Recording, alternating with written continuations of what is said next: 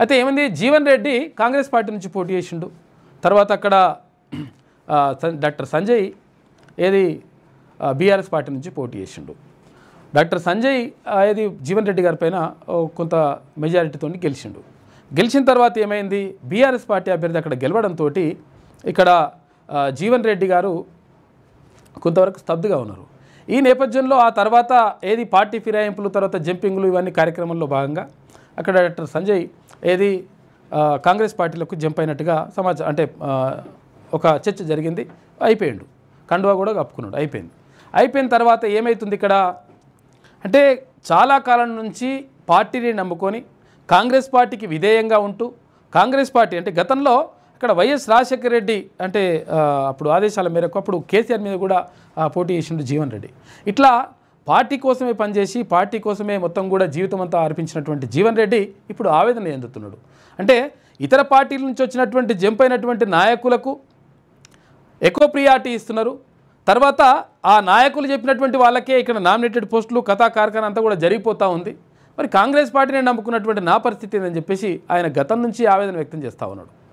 అయితే నిజంగా కూడా ఆయన ఆవేదనలో న్యాయం ఉన్నది. ఎందుకంటే ఆయన కొంచెం నిబద్ధత కలిగినటువంటి మనిషి జీవన్ రెడ్డి. ఎప్పుడు కూడా ప్రజలతోనే ఉంటాడు, ఉన్నట్టుగా కడుపులేం పెట్టుకోకుండా మాట్లాడతాడు. అంటే బీసీల కోసం కూడా మాట్లాడండి, బీసీల గురించి కూడా మాట్లాడాడు. అరే మా 10% కూడా జనాభా లేదు, ఏది 5% జనాభా ఉంటే 10% రిజర్వేషన్ ఎట్లా ఇస్తారు మాకు ఈడబ్ల్యూఎస్ పేరుతోటని ఆయన్ని అడిగాడు జీవన్ రెడ్డి. అటువంటి జీవన్ రెడ్డి ఇప్పుడు చాలా బాధపడతా ఉన్నాడు.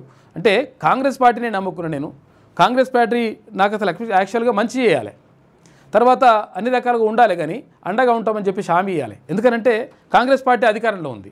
కానీ ఇతర పార్టీల నుంచి వచ్చిన వాళ్లకు అవకాశాలు ఇస్తూ ఆ పార్టీ అంటే ఇతర పార్టీలు వచ్చిన నాయకులకు ఎవరైతే బీఆర్ఎస్ పార్టీ నుంచి వచ్చినటువంటి ఎమ్మెల్యే ఉన్నాడా, ఆ ఎమ్మెల్యే చెప్పిన వాళ్ళకే మొత్తం కూడా పదవులన్నీ ఇచ్చేస్తూ ఉన్నారు. మరి మా పరిస్థితి ఏంది అని చెప్పేసి జీవన్ రెడ్డి తీవ్ర అసంతృప్తితో ఉన్నాడు గతం నుంచి కూడా.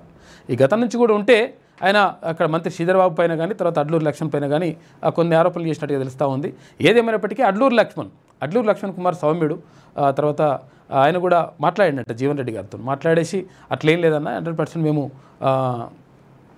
ఈ విషయాన్ని అధిష్టానం దృష్టికి తీసుకెళ్ళేసి నీకు అట్లా అన్యాయం జరగకుండా చూస్తామని చెప్పేసి అక్కడ అడ్లూరు లక్ష్మణ్ కుమార్ చెప్పినట్టుగా తెలుస్తూ ఉంది.